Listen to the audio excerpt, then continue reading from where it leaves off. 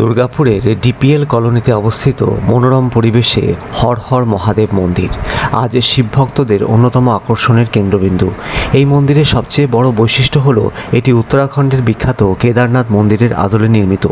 মন্দিরের বাইরের স্থাপত্য, পাথরের নকশা এবং চূড়ার গঠন দর্শনার্থীদের মুহূর্তেই কেদারনাথের কথা মনে করিয়ে দেয়। হিমালয়ের কোলে অবস্থিত মূল কেদারনাথ মন্দিরে পৌঁছানো সবার পক্ষে সম্ভব না হলেও দুর্গাপুরের এই মন্দিরে এসে অনেকেই সেই পবিত্র অনুভূতির স্বাদ পান। স্থানীয় ভক্ত ও শিবপ্রেমীদের উদ্যোগে নির্মিত এই মন্দির ভগবান মহাদেবের প্রতি অগাধ ভক্তি ও শ্রদ্ধার প্রতীক। প্রতিদিনই এখানে ভক্তদের আনাগোনা লেগেই থাকে।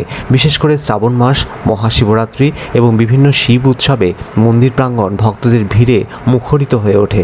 হর হর মহাদেব মন্দির এই পবিত্র ধ্বনি শুধু একটি মন্ত্র নয়, এটি শিব ভক্তদের বিশ্বাস, ভক্তি এবং আধ্যাত্মিক চেতনার প্রতীক।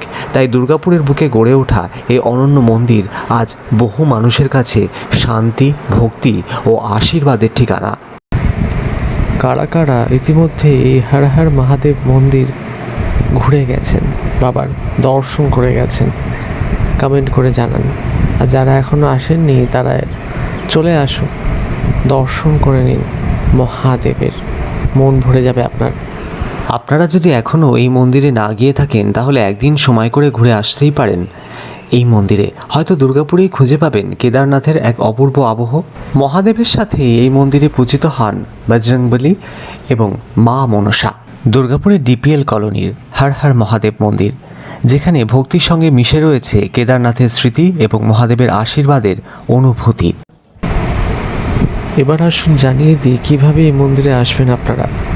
এই মন্দিরে আসতে গেলে দুর্গাপুর স্টেশন থেকে আপনাদের প্রথমেই নামতে হবে গ্যামন ব্রিজ বাস স্টপেজে।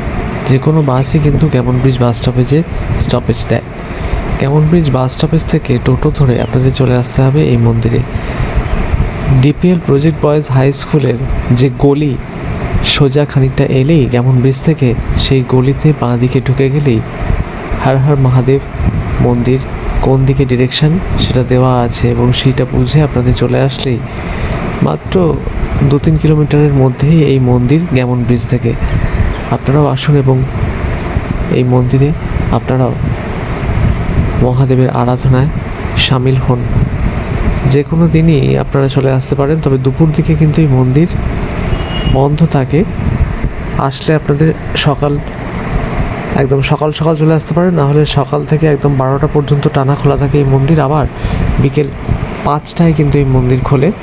তবে যিনি সেবায় তিনি কিন্তু পুজো দিতে বেশ খানিকটা দেরিই করেন, সেই কারণে বিকেলের দিকে আসলে কিন্তু আপনাদের একটু অপেক্ষা করতে হতে পারে।